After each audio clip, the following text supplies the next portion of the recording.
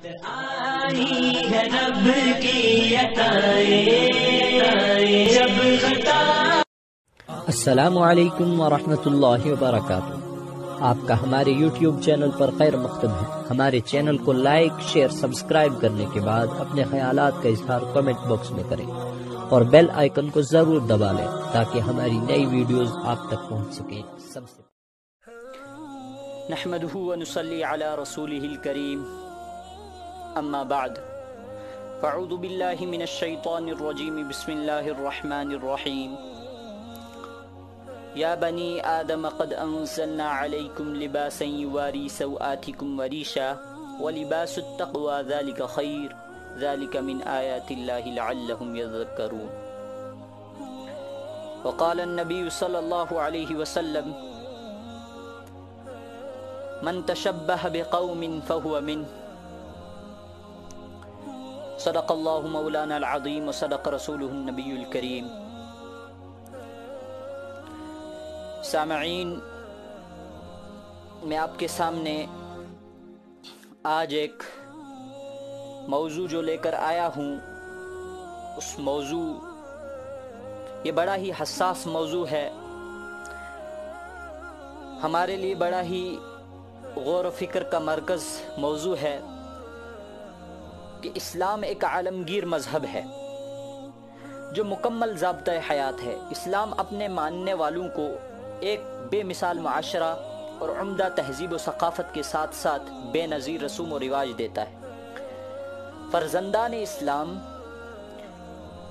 اس پر جتنا فخر کریں وہ کم ہے کہ انہیں اسلام نے خداوند کی پہچان عطا کی اور محبوب خدا صلی اللہ علیہ وسلم کا امتی ہونے کا شرف بخشا، اور تمام تم بہترین امت ہو کا صحرا اس امت کے سر سجایا۔ اس امت کا طرز عمل قرآن نے بیان کیا کہ نیکی کا حکم دیتے ہیں اور برائیوں سے روکتے ہیں، اور یہی عرض پاک پر رب ذوالجلال کا نظام جو ہے اس کو چلانے والے ہیں، اور یہی رب ذوالجلال کے نظام کو چلانے کا بہترین طریقہ ہے۔ آج کے مادی اور مادری پدر آزاد معاشرے میں اسلام صرف زبان پر رہ گیا ہے، اور عملی طور پر مسلمان اسلام کے حقیقی انعامات اور حقیقی لذتوں سے محروم ہو چکے ہیں۔ ہر طرف بے راہ روی اور فتنوں کی الغار نظر آتی ہے۔ فحاشی و عریانیت نے امت مسلمہ کو چاروں طرف سے گھیرے رکھا ہے۔ فحاشی و عریانی سے پیدا ہونے والے فتنوں کا آسیب آج ہر مسلمان گھر میں نظر آتا ہے۔ مغربی الغار فیشن کی صورت میں پھیلتی جا رہی ہیں اور مسلمان جہالت میں مثل نابینا بھٹک رہے ہیں، اور ان کا کوئی پریشان حال نہیں۔ اور ہو بھی کیسے جب مسلمان اسلام سے دور ہوتا جا رہا ہے اور غیروں کے طریقوں سے قریب ہوتا جا رہا ہے۔ اس مادی دور میں اللہ اور اس کے رسول کی تعلیمات اور ان کو پہچاننے والوں کا مذاق اڑایا جا رہا ہے، ان پر پسماندگی کی چھاپ لگا کر اور دوسروں میں ان کی تشہیر کر کے ان سے منفرد کیا جا رہا ہے، علیحدگی اختیار کروائی جا رہی ہے۔ جس امت کا شعار میں تھا کہ صبح کا آغاز نماز فجر و تلاوت کلام الہی سے ہو، وہ آج نیند کو ان تمام بہترین اعمال کے اوپر فوقیت دے کر سو رہے ہیں۔ اپنی تہذیب و تمدن کو بھول کر مغربی فیشن کو اپنا حق تسلیم کر رہے ہیں، اور پھر مسلمانوں کا آج شکوہ ہے، گلہ ہے کہ اسلام ہمارے لیے صحیح نہیں ہے، کیونکہ اگر ہم مسلمان ہیں تو اللہ تعالیٰ کی مدد کیوں نہیں آتی؟ اگر ہم مسلمان ہیں تو مظلوم کیوں ہیں؟ وہ سمجھتے ہیں کہ ہم مظلوم ہیں کیونکہ ہم مسلمان ہیں، حالانکہ ایسا نہیں ہے۔ مظلوم اس لیے ہیں کہ ہمارے اندر اسلام نہیں ہے۔ فیشن جسے لغت عربیہ میں زینت کا نام دیا گیا ہے، اسلام اس کے خلاف ہرگز نہیں ہے، لیکن ہادی برحق صلی اللہ علیہ وسلم نے تمام معاملات میں گواہی گو وہ مذہبی ہوں یا معاشراتی ایک حد بندی فرمائی ہے۔ اگر اسلام کے مقررہ کردہ حدود میں رہ کر زینت کو اپنایا جائے تو اس میں کوئی عیب نہیں، بلکہ اسلام جسم کی خوبصورتی کے ساتھ ساتھ اخلاق حسنہ کی تعلیم دیتا ہے۔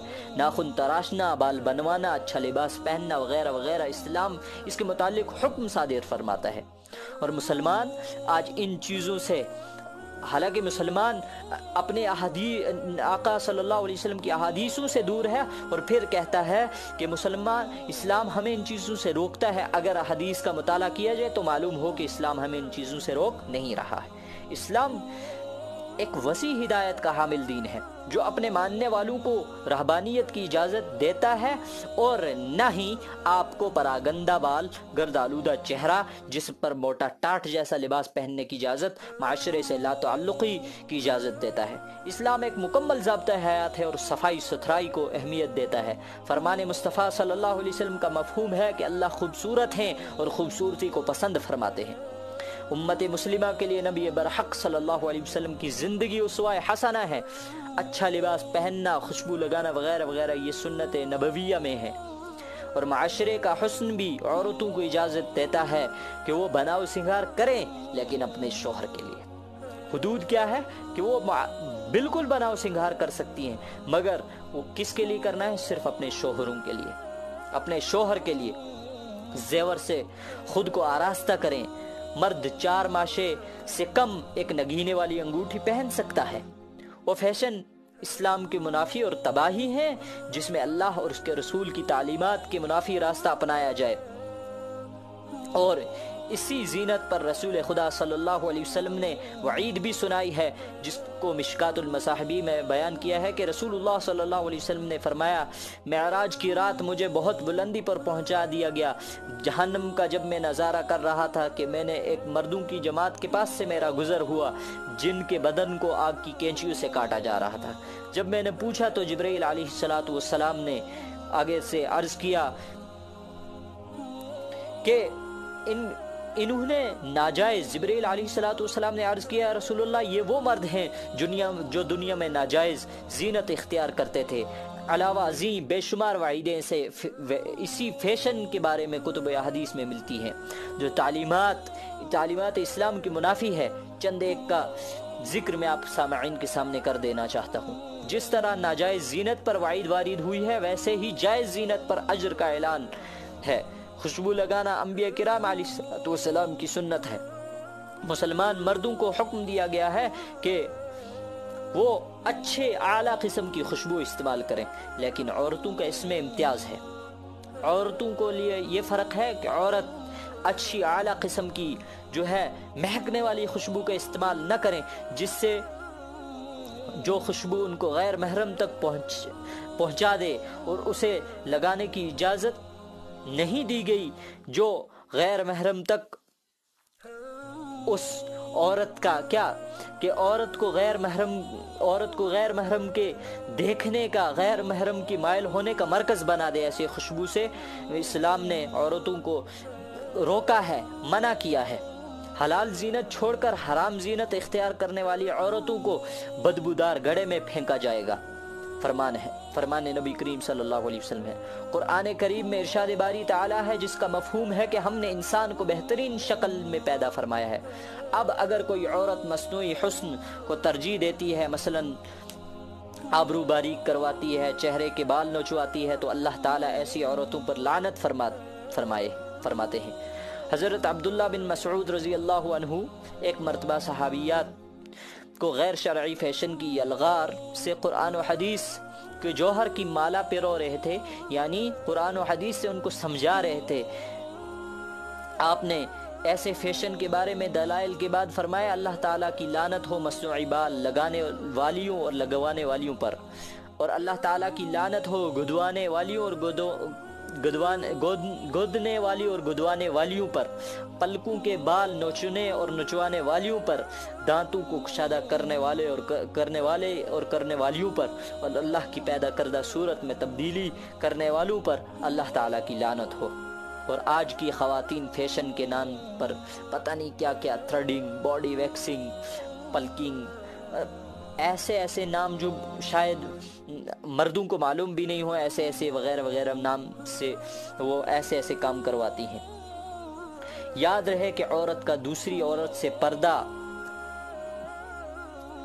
پردہ ہے۔ کوئی عورت بغیر کسی ضرورت شرعی دوسری عورت کے سامنے اپنا سطر نہیں کھول سکتی۔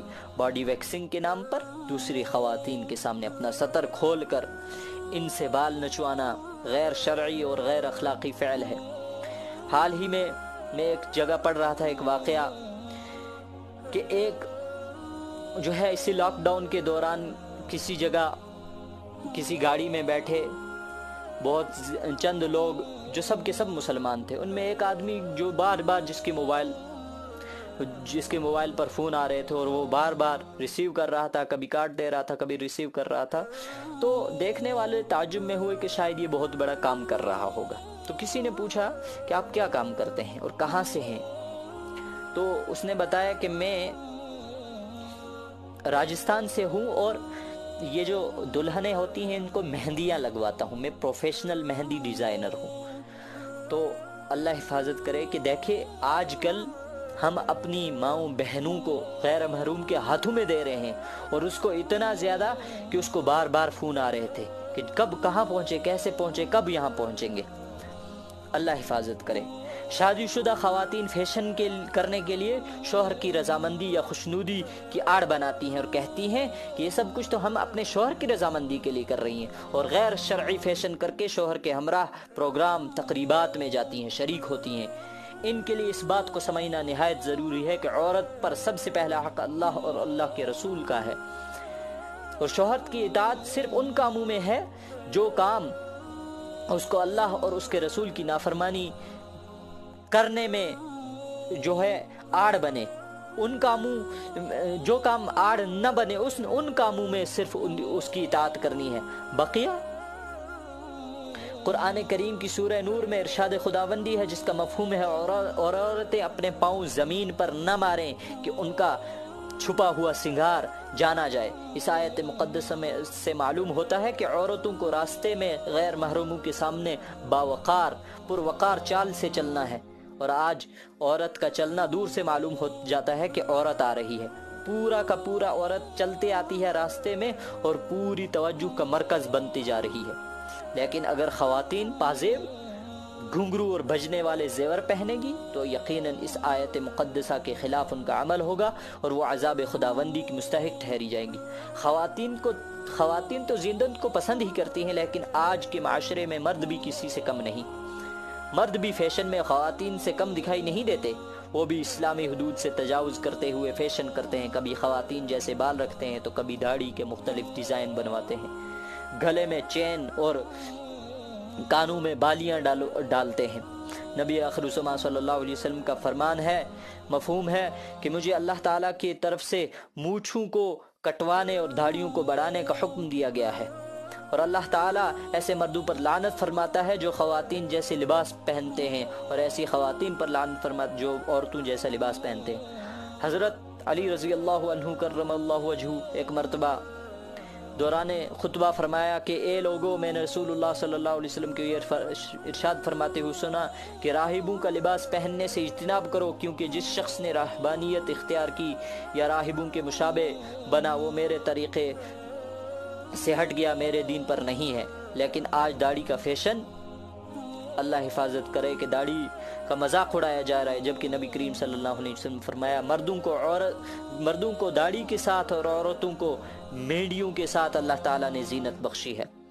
مردوں کے ہاتھ میں کنگن پہننا حرام ہے کیونکہ یہ سکھوں کا طریقہ ہے، ہاتھ میں دھاگا پہننا حرام ہے کیونکہ یہ ہندوؤں کا طریقہ ہے، کہ جو آیت میں نے آپ کے سامنے پہلے پیش کر دی، من تشبہ بقوم فہو من، اس آیت کے تحت احادیث نبویہ میں بے شمار ایسی مثالیں ملتی ہیں کہ اغیار جس طریقے پر چلتے تھے، نبی کریم صلی اللہ علیہ وسلم نے مسلمانوں کو ان سے منع کیا، ان کے منافی چلنے کا حکم دیا، جیسے مسلم شریف میں ہے صحابہ رضی اللہ عنہم اجمعین نبی کریم صلی اللہ علیہ وسلم کی بارگاہ میں آئے اور عرض کیا، یا رسول اللہ مشرکین شلوار پہنتے ہیں، تہبند نہیں باندھتے۔ نبی کریم صلی اللہ علیہ وسلم نے فرمایا تم تہبند بھی باندھو اور شلوار بھی پہنو۔ صحابہ نے عرض کیا مشرکین موزے پہنتے ہیں، جوتے نہیں پہنتے، فرمایا تم موزے بھی پہنو اور جوتا بھی پہنو۔ آپ صلی اللہ علیہ وسلم نے فرمایا جس قدر ہو سکتا ہے اور جتنے تمہارے اندر طاقت ہے تم شیطان کے دوستوں یہود و نصارہ کی مخالفت کرو۔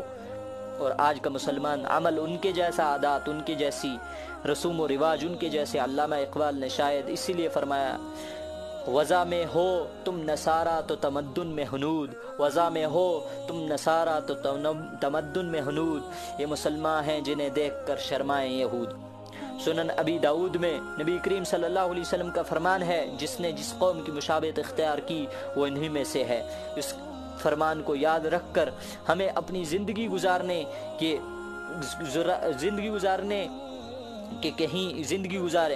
کہیں ہمارا کوئی عمل کسی غیر مسلم سے تو نہیں ملتا، کسی غیر اسلامی تہذیب کی پہچان تو نہیں جس کو ہم اپنا رہے ہیں۔ میں بار دیگر پھر بتانا چاہتا ہوں کہ اسلام زینت مخالف نہیں، بلکہ اسلام زینت کا حکم دیتا ہے، لیکن اس شرط کے ساتھ کہ وہ غیر اسلامی نہ ہو، گناہ کی طرف مائل کرنے والا نہ ہو، اللہ اور اس کے رسول صلی اللہ علیہ وسلم کو ناراض کرنے والا نہ ہو۔ اغیار کے رسومات کو وہ قومیں اختیار کرتی ہیں جن کے پاس اپنی کوئی رواج اور رسومات نہیں ہوتی۔ اسلام نے ہمیں ہر رسم اور ہر رواج دیا، ایک بہترین تہذیب و تمدن ہمیں عطا کی۔ ہمیں قرآن کریم کی سورۃ النساء کی ایک آیت مقدسہ کو یاد رکھنا ہوگا۔ فرمان خداوندی ہے، جو شخص رسول اللہ صلی اللہ علیہ وسلم کی مخالفت کرے اور ایمان کی راہ چھوڑ کر کسی اور راہ پر چلے بعد اس کے کہ ہدایت کی راہ واضح ہو چکی ہے، تو اللہ تعالیٰ